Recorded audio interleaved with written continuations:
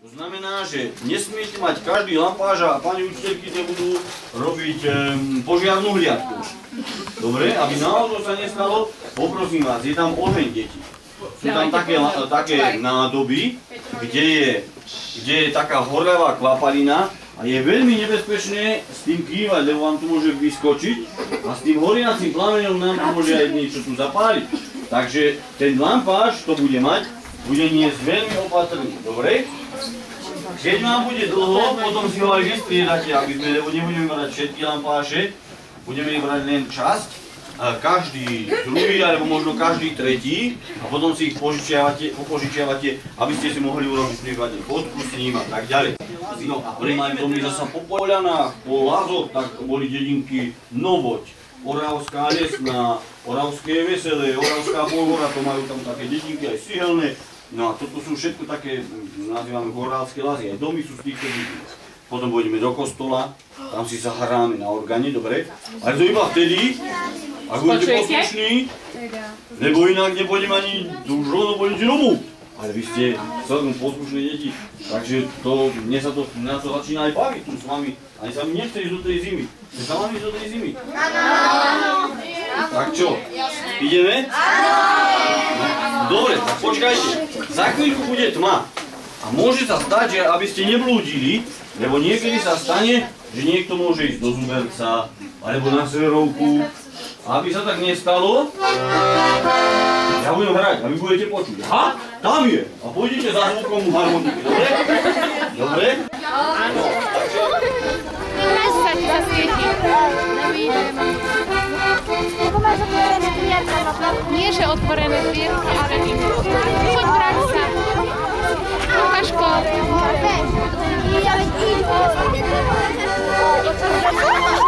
Lukáško, choď, ti sa stať. Choď tam naspäť. Čo si robil?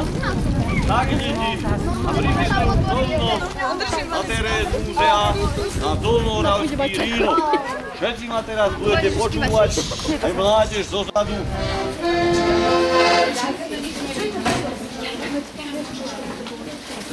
No a sme v Marni, kde sa rysovalo plátno. Ticho. Ja to nevím. Dobre. Tak tu sa rysovalo plátno a túto zvislú os ťahal kôň, ktorý chodil v jednom smere dookola. Pohyb sa prenášal na tú vodorovnú hriadeľ, na ktorej je namotaná reťaz, vidíte? Zachytená na jednu a na druhú stranu tejto 10 tón vážiacej kysne. Je tam 20 vozov kamenia. Plátno sa namotalo na válce a vkladalo pod tú kysňu, že keď sa dostala do krajnej polohy, na jednom válci sa prevážila, jeden vymanglovaný valec mohli vytiahnuť, druhý nevymanglovaný vložiť. Bola tu prehadzovačka, aby kôň nemusel chodiť nazad, ale iba v jednom smere tú zvislú os prehodili z jedného kolesa do druhého, os sa začala otáčať na druhú stranu a ťahala kysňu nazad. Lebo vás môže ojetrafiť. Dajte sa kústenie. Viete, ako je to kústenie? Dobre, teraz pôjdeme od kraja. Dievčatá, ich necháme oddychnúť. Dievčatá sú predsa len také nežné stvorenia však. Ale chlapci, poďte sem, od kraja. Ty jeden, ty druhý. Vidíte, ako ide oje? Tak sa nepribližujte, aby ste niekomu netrafili do... Tak pozor, teraz tú os zaradím do jedného kolesa. Pozor pod tým kolesom, nechoď popod kolese. Musíš ísť bližšie tak. Ešte ho môže aj zatrvať na tej tlači. Tak pozor. A mangel nám ide doľava, vidíte? Vidíte, manglujeme to plátno, ktoré je na tom válci. Ja tú zvislú os prehodím do druhého kolesa. A teraz mangel pôjde doprava. Vidíte, ide naopak. Ale chlapci idú rovnakým smerom. Vidíte?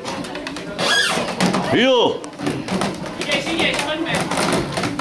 No a teraz sa nám stane, že sa nám preváži tá kysňa. Jo. Vy sa neobzerajte. Jo, ideme. Sa nám preváži, vidíte? A uvoľní nám ten valec. Vidíte? A prr. Vidíte? A teraz môžeme ho vybrať. Už je vyhľadený, vyrysovaný. Vidíte? Jak sme ho krásne vyhľadili, chlapci, dobre ste robili. Vidíte, ako máme vymangrovaný to plátno.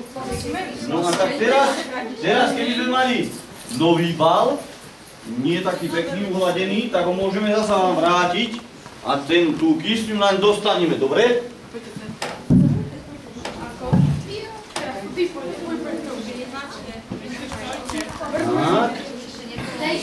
Tak.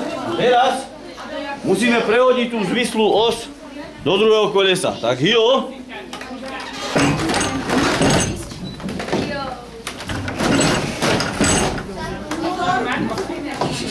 A mangel ide nazad. Je hyo. Dobre.